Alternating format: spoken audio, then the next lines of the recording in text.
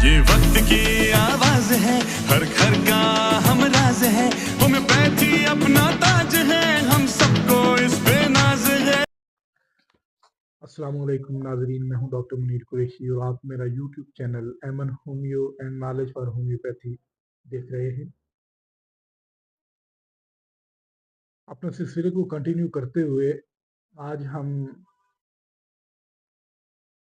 Psychotic मियाज़म पे discuss करेंगे कि साइकोटिक मियाज़म कहाँ से ड्राइव हुआ, ये किन अल्फाज का मजमूआ है,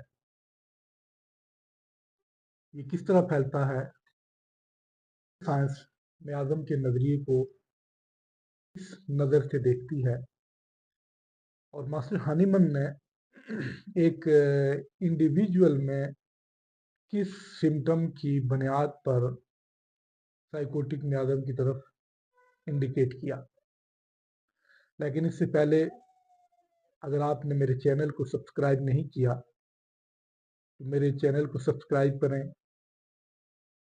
अगर आप मेरी वीडियो को पसंद करते हैं और आप इससे कुछ सीखते हैं तो लाइक और शेयर के बटन को क्लिक करें, और अगर आपको कोई कन्फ्यूजन है तो कमेंट्स बॉक्स में जाकर आप मुझे कमेंट्स भी कर सकते हैं। दोस्तों, आइए हम देखते हैं कि साइकोसिस या साइकोटिक मियाज़्म क्या है। साइकोसिस यूनानी लफ्ज़ है और इसका मतलब, इसकी मीनिंग जो है वो फिग के है। फिग मीन इंजीर में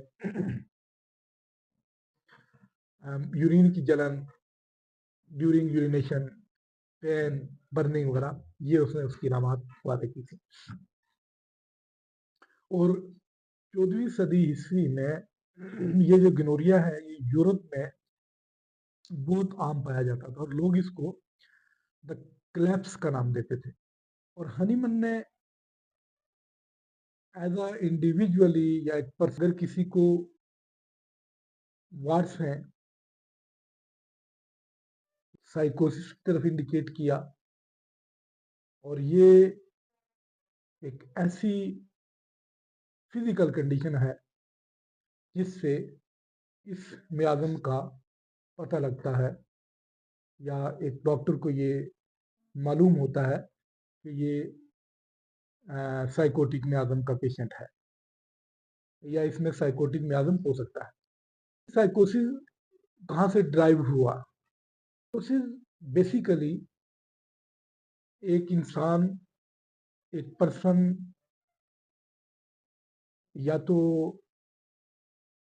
मौरूसियत में लेता है या वरासती तौर पर एक जनरेशन से ये मियाज़म जो है वो दूसरी जनरेशन में पास डाउन करता है, या फिर इस मियाज़म को एक्वायर किया जाता है गोनोरिया से।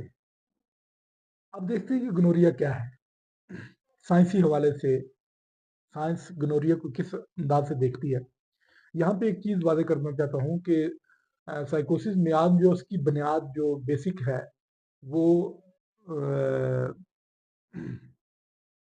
गोनोरिया है। और गोनोरिया क्या है? गोनोरिया की जो हिस्ट्री है, गोनोरिया की जो तारीख है वो बड़ी पुरानी है। और कदीम मिस्री तहरीरें जो हैं या कदीम जो है ना वो यूनानी तहरीरें जो हैं उनमें गोनोरिया का तज़किरा आता है। और हिप्पोक्रेट्स, जिसको जदीद तिब का या मेडिकल तिब का बानी कहा जाता है, 1879 में एक जर्मन माहिर हयातियात था, उसने इसके बैक्टीरिया को डिस्कवर किया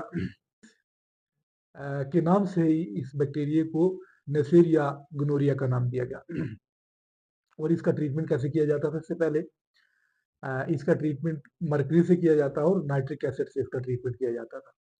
1940 में यानी 1940 में जब एंटीबायोटिक को डिस्कवर किया गया तो पर इस मर्ज पे काबू पाया गया। ये इसकी कुछ साइंसी हिस्ट्री थी गोनोरिया की। अब अगर ये गिनोरिया एसिम्प्टोमेटिकली हो जाए, मसलन ये लेटेंट हो, पोशीदा हुआ, छुपा हुआ हो, तो फिर क्या प्रॉब्लम्स क्रिएट होती हैं एक ह्यूमन में। फीमेल में भी दो तरह की सिम्टम्स आती हैं, या दो तरह की कंडीशंस आती हैं, या दो तरह की कॉम्प्लिकेशंस पैदा होती हैं, और मेल में भी दो तरह की कॉम्प्लिकेशंस पैदा होती हैं अगर ये गिनोरिया लेटेंट कंडीशन में हो, पोजीशन आती है फीमेल में, जिसे हम पीआईडी बोलते हैं, पेल्विक इन्फ्लेमेटरी डिजीज जिसका नाम है। फीमेल में बांझपन आ जाता है या स्टेरिलिटी आती है इसके अंदर, और इसमें अगर प्रेगनेंसी हो भी जाए तो फिर वो एक्टोपिक प्रेगनेंसी होती है, यानी वो प्रेगनेंसी जो होती है वो यूट्रस से बाहर किसी ट्यूब में प्रेगनेंसी होती है वो, और ये एक बड़ी डेंजरस कंडीशन होती है। और दूसरी जो कंडीशन फीमेल में आती है वो आती है स्केर टिश्यू का होना, और ये स्केर टिश्यू जो होते हैं वो फॉलोपियन ट्यूब के अंदर बनते हैं, और इसकी वजह से ट्यूब में ब्लॉकेज हो जाती है। ये तो फीमेल में आता है। अगर ये गिनोरिया जो है वो साइलेंट कंडीशन में जाए या लेटेंट कंडीशन में हो तो फीमेल में ये प्रॉब्लम आती है। अगर यही कंडीशन मेल में आए तो मेल में भी दो तरह की कॉम्प्लिकेशंस आती हैं। सबसे पहले मेल का जो एपिडाइडिमस डक्ट होती है उसमें इन्फेक्शन आ जाती है, इन्फ्लेमेशन आ जाती है, जिसको हम एक मेल में इनफर्टिलिटी की कंडीशन पैदा होने के चांसेस बढ़ जाते हैं। और दूसरी कंडीशन जो है उसमें एक मेल के जो प्रोस्टेट है उसमें इन्फेक्शन आती है, सोजिश आती है, सूजन आती है, और जिसको हम प्रोस्टेटाइटिस का नाम देते हैं, वो कंडीशन आती है जिसमें एक मेल के अंदर यूरिन की प्रॉब्लम्स जो सामने आती हैं। ये एक और कंडीशन है जिसको हम डिसमिनेटेड गोनोकोकल इन्फेक्शन का नाम देते हैं, और ये इन्फेक्शन या इसमें आपका निसेरिया गोनोरिया जो है वो खून में शामिल होकर जिस्म के दीगर हिस्सों में अगर पहुंच जाए तो क्या क्या प्रॉब्लम क्रिएट होती हैं, इसके हवाले से हम इंशाल्लाह कल बात करेंगे। आप हमारे साथ जुड़े रहिए, आपको मजीद मालूमात मिलेंगी। अगर आप हमसे रब्ता करना चाहते हैं तो हमारा नंबर है 0314523544, और इसी नंबर पे आपको व्हाट्सएप भी मिल जाएगा।